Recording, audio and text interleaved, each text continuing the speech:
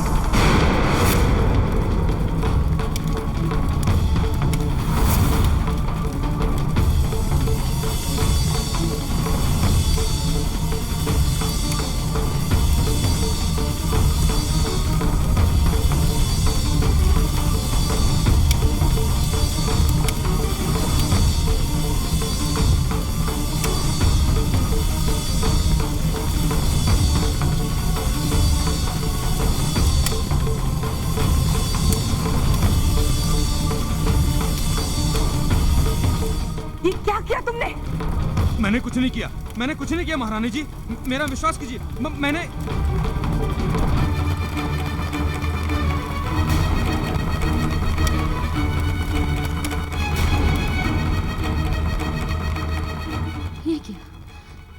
ये क्या हो रहा है मुझे? मैं अपने वास्तविक रूप में क्यों आ रही हूँ? मेरा भेद खुल जाए इससे पूर्व मुझे यहाँ से जाना होगा, मुझे यहाँ से अविलंब जाना होगा।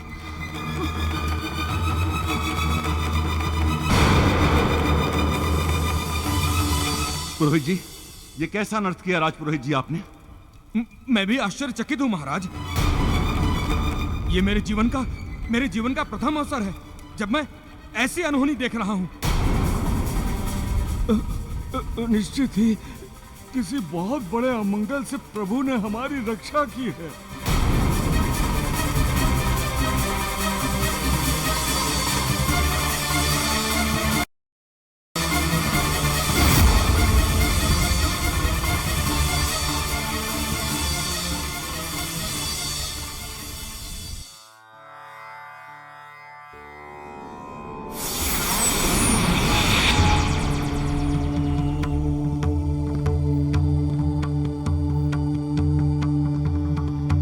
अंजना की पूजा पूर्ण हो चुकी है, किंतु वो अपनी भक्ति में इतनी लीन है कि उसे इस बात का भान भी नहीं है कि उसकी पूजा पूर्ण हो चुकी है।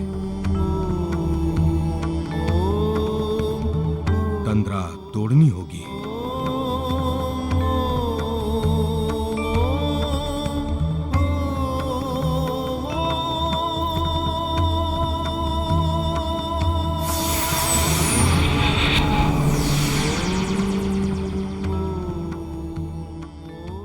अलख निरंजन, अपने नेत्र खोलो पुत्री।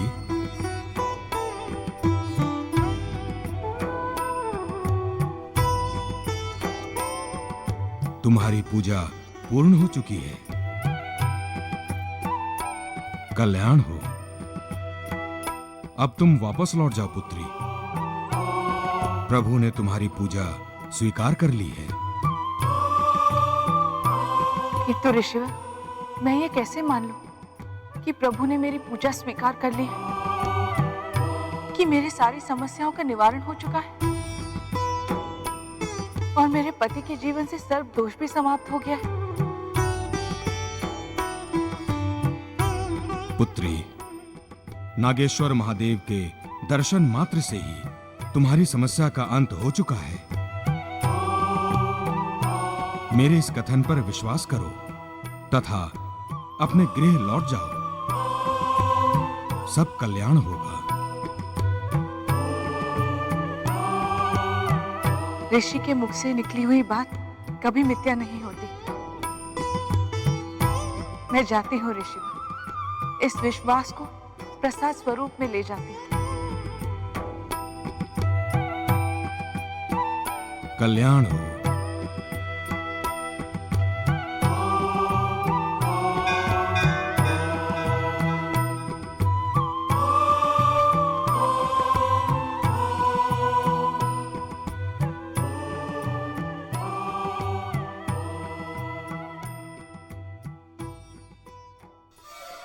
इस दारुण वन में तो पुरुष का प्रवेश वर्जित है, तो ये पुरुष रूप में ऋषि कहाँ से आए, कैसे आए?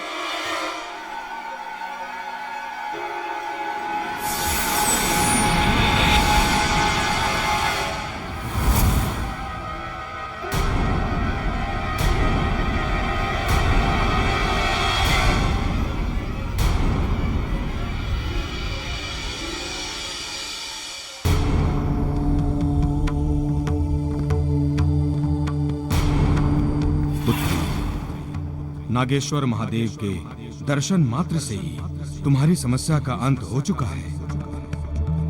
मेरे इस कथन पर विश्वास करो तथा अपने गृह लौट जाओ। हाँ? इसका अर्थ कि वो ऋषि कोई और नहीं अपितु साक्षात महादेव थे। धन्यवाद प्रभु, आपका बहुत बहुत धन्यवाद।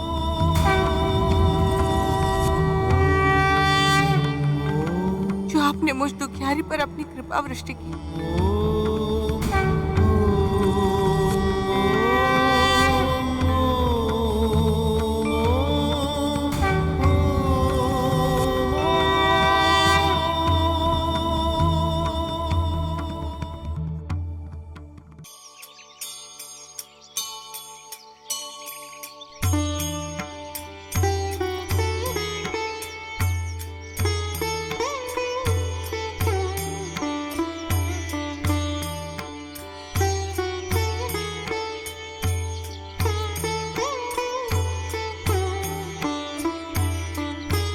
देवों, विप्रचित के स्वर्ग से निष्कासन के साथ ही आप सबकी शक्तियां वापस लौट आई हैं।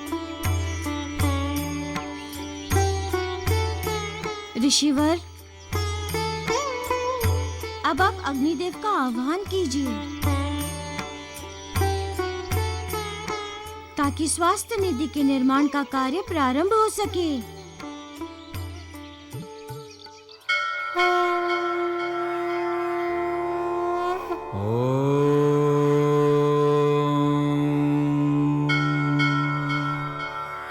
अग्निनदूतं पुरोदधे हव्यवाहमुपब्रवे देवा आसादयादिह।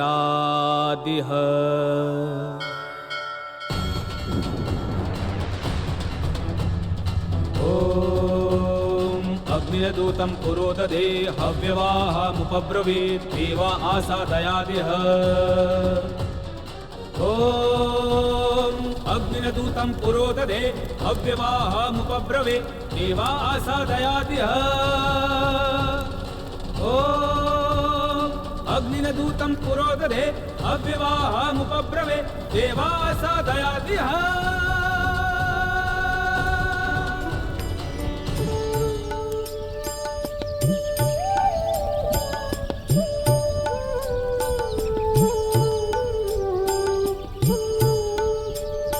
प्रभु, अब आप मंत्रोच्चारण के साथ इस हवन कुंड में रुद्राक्षों की आहुति दीजिए।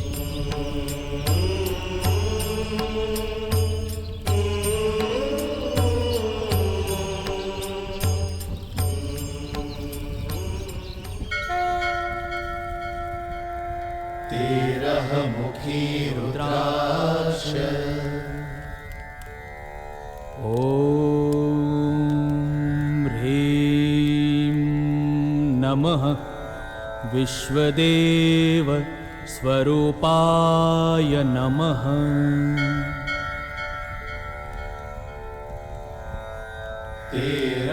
मुखी रुद्राक्ष में सकल देवता वास करे, भक्त को इच्छित फल दे दे, सुख समृद्धि भंडार भरे, सुख समृद्धि भंडार भरे।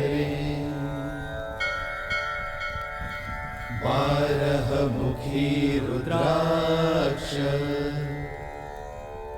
ॐ कौं क्षौं रौं नमः आदित्यस्वरूपाय नमः। 12 मुखी रुद्राक्ष में सूर्य स्वयं विद्यमान, तेजस्वी संतान का सुख दे, भक्त बने धनवान, भक्त बने धनवान। 10 मुखी रुद्राक्ष तांत्रिक, तुमने मेरी वर्षों की प्रसन्नता और प्रतीक्षा पर पानी फेर दिया है। केसरी की पत्नी बनने के सुखद संयोग की चिता जला दी। क्यों किया तुमने ऐसा? क्यों? सुकन्या, मेरा विश्वास करो, मैंने कुछ नहीं किया है। मेरी ओर से इस अनुष्ठान के विधान में कोई गड़बड़ी नहीं हुई है। तब फिर नाग यंत्र में अग्नि कैसे लग गई? कारण मुझे भी ज्ञात नहीं है। हतप्रभु मैं भी हूं। समझ में नहीं आता कि आग लगी तो लगी कैसे। और वो नाग यंत्र कैसे नष्ट हो गया।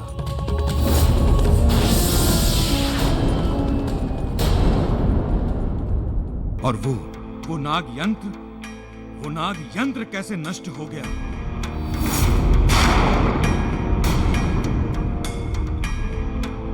इसका अर्थ ये है कि अंजना दारुण वन पहुंच गई है। यदि नहीं पहुंची होती तो ना ही नाग यंत्र में अग्नि लगती और ना ही मेरा रूप परिवर्तित होना प्रारंभ होता। तो फिर तुम भी एक बात भली भांति समझ लो सुकन्या, यदि अंजना वहां दारुण वन पहुंच चुकी है तो तुम उसका ये रूप और अधिक समय तक नहीं धारण कर सकती, क्योंकि तुमने जिस स्त्री का रूप धारण करके रखा है वो एक पतिव्रता स्त्री है।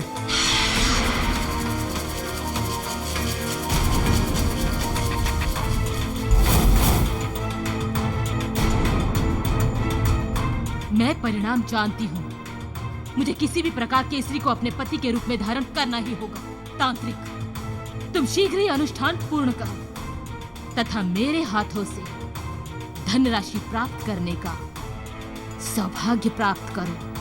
किंतु मैं अब इस महल में कोई भी अनुष्ठान नहीं कर सकता। क्यों? क्या हानि है यहाँ करने में? हानि ये है कि एक बार अनुष्ठान का खंडित होना ही अपने आप में सबसे बड़ी हानि है।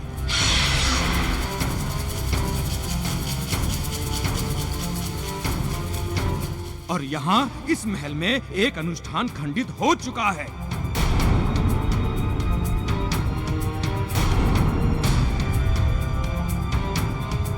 यदि ऐसी बात है तो कहाँ करेंगे अनुष्ठान? नदी तट पर स्थित नाग मंदिर में।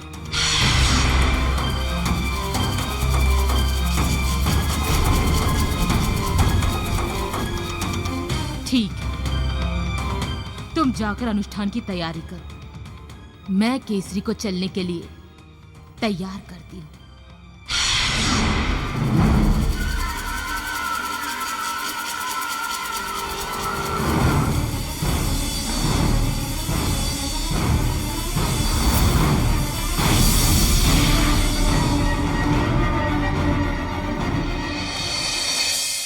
पर जामवंत जी, हमारी समझ में ये नहीं आया कि पुत्री अंजना यज्ञ छोड़कर भाग क्यों आई। हाँ, हाँ, हाँ। जामवंत जी, पुत्री अंजना के कक्ष में चलकर उससे बातचीत करना आवश्यक हो गया है। हाँ।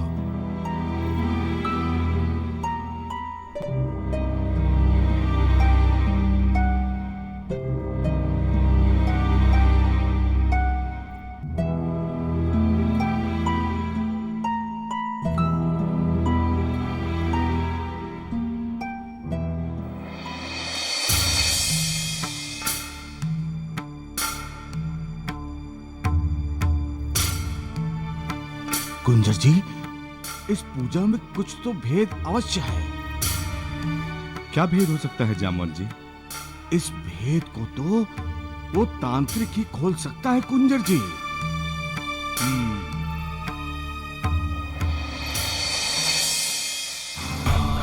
श्री बिंदु तो जाता महारुद्राक्ष वृक्ष का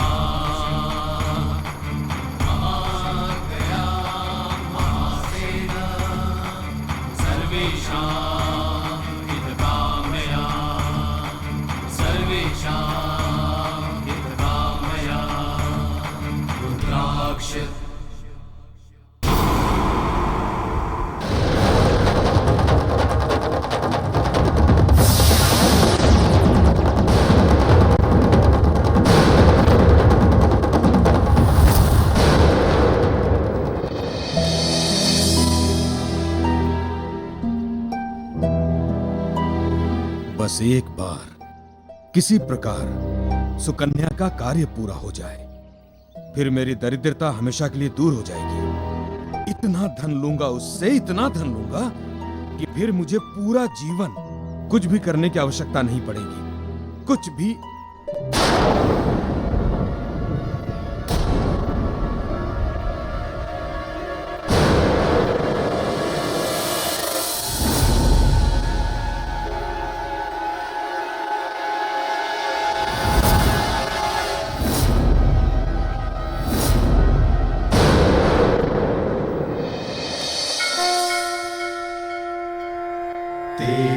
मुखी रुद्राक्ष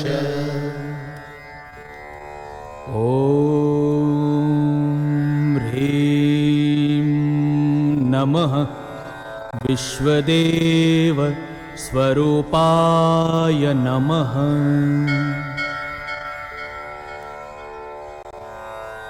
तेरह मुखी रुद्राक्ष में सकल देवता वास करे, भक्त को इच्छित फल देते, सुख समृद्धि भंडार भरे, सुख समृद्धि भंडार भरे। 12 मुखी रुद्राक्ष ॐ कौं क्षौं रौं नमः आदित्यस्वरूपाय नमः।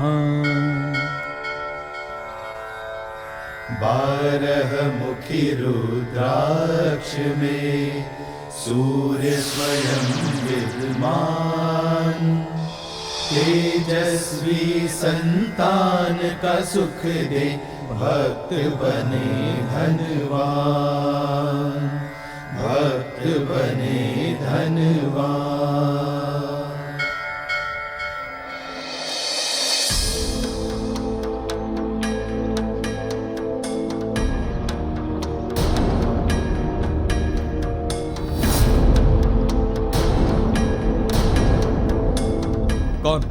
कौन हैं आप लोग? इस प्रकार मुझे क्यों घूर रहे हैं?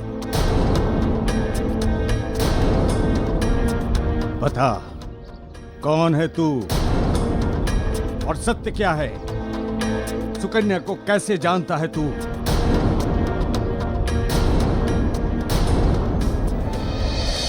ओम ह्रीं नमः विष्णुरूपाय नमः।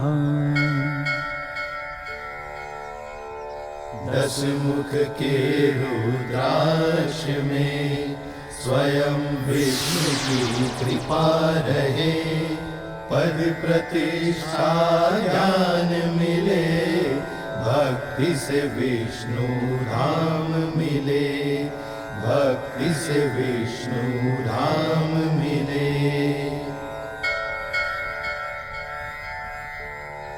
पांच मुखी रुद्राक्ष। ओम ह्रीं नमः।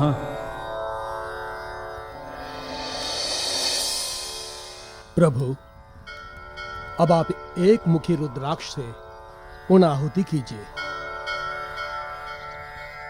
एक मुखी रुद्राक्ष। ओम ह्रीं नमः शिवस्वरूपाय नमः। एक मुखी शिव का स्वरूप है, जीवन पीड़ा हारी, धर्म अर्थ काम मोक्ष दे, दे सुख संपत्ति सारी, वो दे सुख संपत्ति सारी।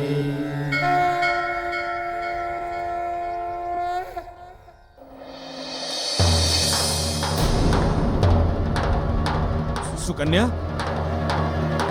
कौन सुकन्या? मैं किसी सुकन्या को नहीं जानता। रुको!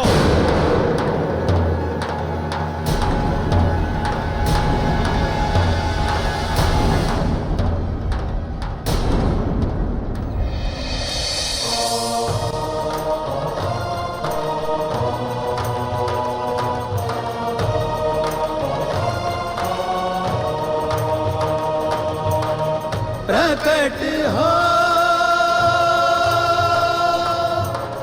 प्रकट हो।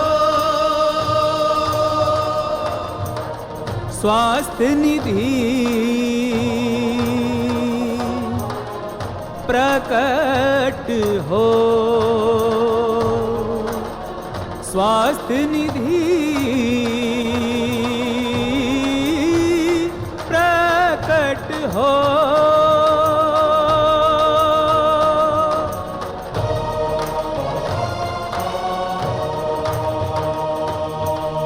प्रकट हो स्वास्थ्य की निधि, प्रकट हो पावन दर्श स्वयं दर्शाओ। प्रकट हो स्वास्थ्य की निधि, प्रकट हो पावन दर्श स्वयं दर्शाओ। जन जीवन कल्याण हितार्थ, प्रकट हो रोग शमन कर जाओ। सकल दोष बीमारी मिटाओ, सकल दुख जन जन के मिटाओ। स्वास्थ्य की निधि प्रकट हो, स्वास्थ्य की निधि प्रकट हो, स्वास्थ्य की निधि प्रकट हो, स्वास्थ्य की निधि प्रकट हो, स्वास्थ्य की निधि प्रकट हो, स्वास्थ्य की निधि प्रकट हो, स्वास्थ्य की निधि प्रकट हो, स्वास्थ्य की निधि प्रकट हो, स्वास्थ्य की निधि निधि प्रकट हो।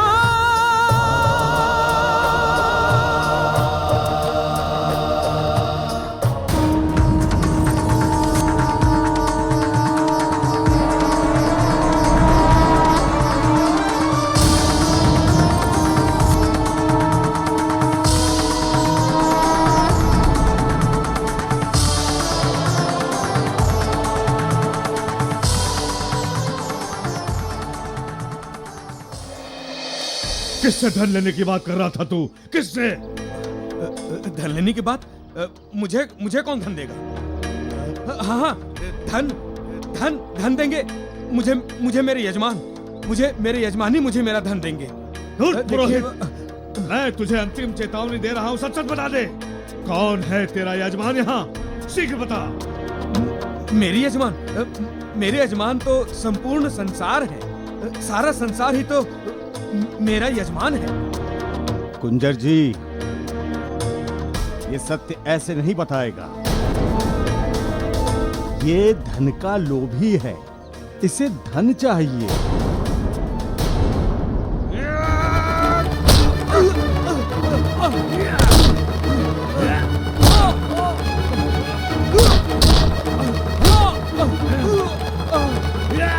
नहीं, मैं सब बताता हूँ, मैं सब बताता हूँ।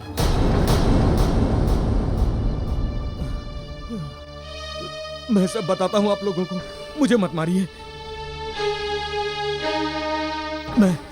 मैं नागों का तांत्रिक हूँ। सुकन्या को मैंने ही श्राप से मुक्ति दिलाई थी।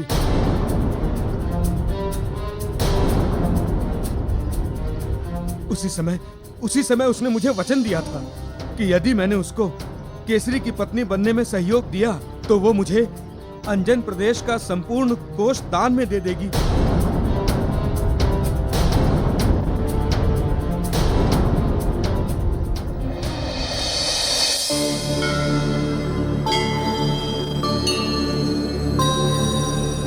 हे स्वास्थ्य निधि, विधि के विधान के अनुसार देवता ही संसार के समस्त क्रियाकलापों को संचालित करते हैं।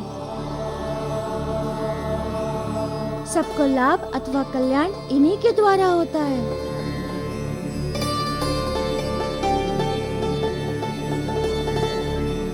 तथा समस्त देवताओं पर आप अपनी कृपा करें तथा इन्हें रोग शोक से मुक्त रखें।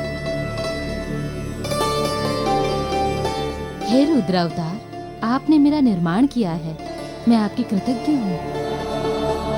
मैं आपको वचन देती हूँ कि अब देवताओं को कोई रोग, कोई व्याधि नहीं होगी।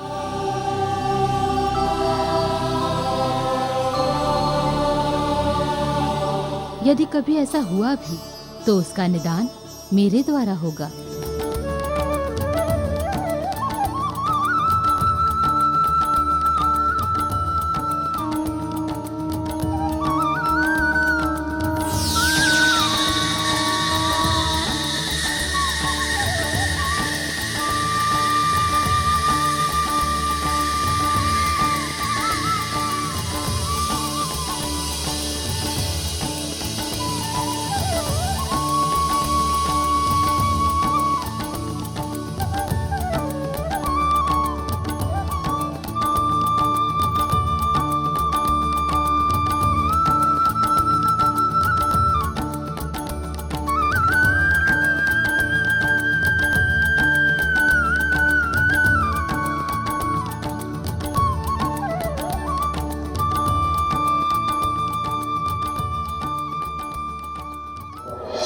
इस समय सुकन्या कहाँ है? कहाँ है वो? बता, और धन चाहिए? नहीं नहीं, मुझे मत मारिए, मुझे मत मारिए।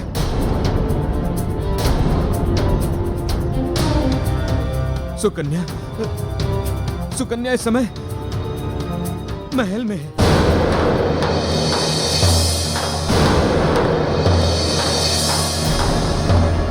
क्या बक रहा है पुरोहित? सुकन्या महल में कैसे हो सकती है? वहां तो आपके अनुसार अंजना है ना? हाँ हाँ, और नहीं तो क्या? नहीं, जिसे आप लोग अंजना समझ रहे हैं वो अंजना नहीं है, वो तो सुकन्या है।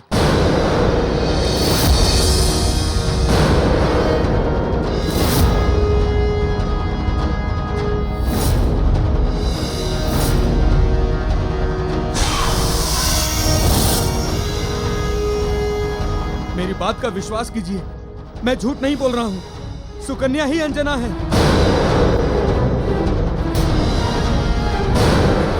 बड़ा षड्यंत्र। बता, और क्या क्या मंशा है उस घातनी की?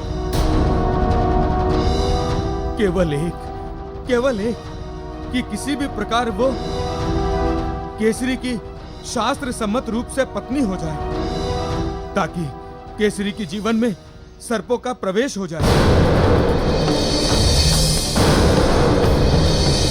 तथा अंजना उनके जीवन से सदैव के लिए निष्कासित हो जाए, उनसे दूर चली जाए, बस। और अपनी इसी मंशा को पूरा करने के लिए नाग शक्ति यज्ञ करवाने के लिए आतुर है। यदि यह यज्ञ संपूर्ण हो गया तो ऐसा ही होगा। फिर कोई रोक नहीं सकेगा उसे, कोई रोक नहीं सकेगा उसे।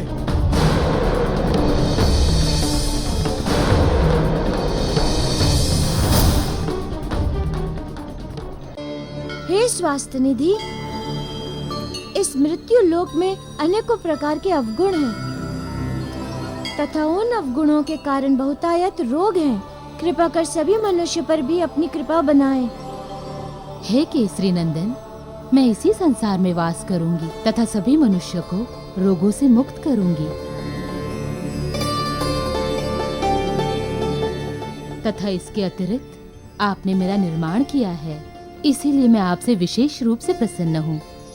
अतएव जो भी मनुष्य आपकी पूजा आराधना करेगा उस पर मेरी विशेष कृपा होगी। उसके निकट रोग शोक की छाया तक नहीं पड़ेगी।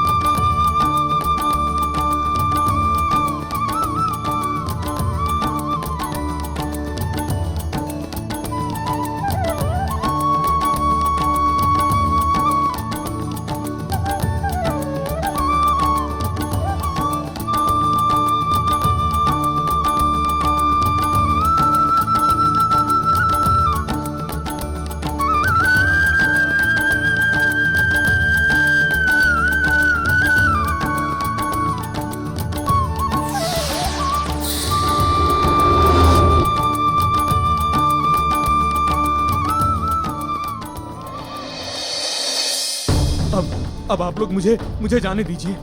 मैंने आप लोगों को सब कुछ बता दिया है। अब मुझे जाने दीजिए, मुझे जाने दीजिए। तो ठीक है पुरोहित, तुम जाओ, पर ध्यान रहे पुनः इस महल की ओर आने का प्रयास भी मत करना। जाओ। कुंजर जी, हमें इस अनर्थ की सूचना शीघ्र केसरी को देनी होगी कि उसके साथ अंजना नहीं अपितु अंजना के रूप में सुकन्या है। हाँ हाँ जामवंत जी, चलिए आइए।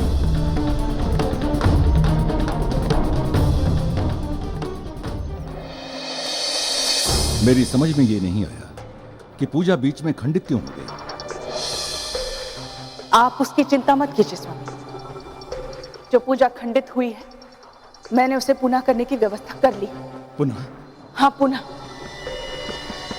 मैं उस सुकन्या के भय से शांत बैठने वाली नहीं हूं। इसीलिए इस बार जिस स्थान का मैंने चयन किया है, वो नदी के तट पर स्थित नाग मंदिर को चयन किया है। पूजा वहीं होगी।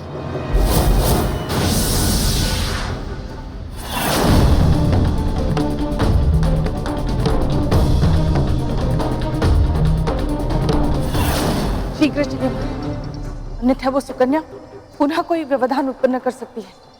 देवी चलते हैं, किंतु पिताश्री को तो साथ ले लूं। वो आ जाएंगे, आप बस चलिए। देवी, किसी भी कार्य में इतनी शीघ्रता ठीक नहीं है। तनिक रुकिए, पिताश्री को आने दीजिए। जो कार्य हम करने जा रहे हैं उस विषय में पिताश्री का परामर्श ले लेना चाहिए हमें। मूर्ख केसरी, तेरे परामर्श के चक्कर में मैं अपना पराभव स्वीकार नहीं कर सकती। कैसे समझाऊं अब मैं तुम्हें?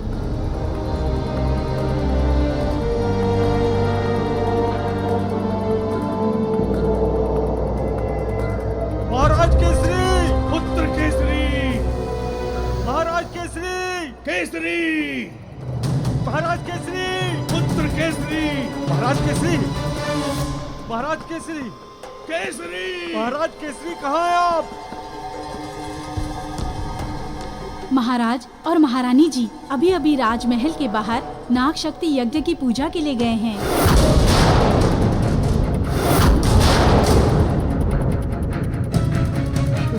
कुछ बता के गए हैं कि वो कहाँ गए हैं? हाँ, महारानी जी ने तो नहीं बताया, किंतु जाते जाते महाराज ये बताकर गए हैं कि वो लोग नदी तट पर स्थित नाग मंदिर गए हैं।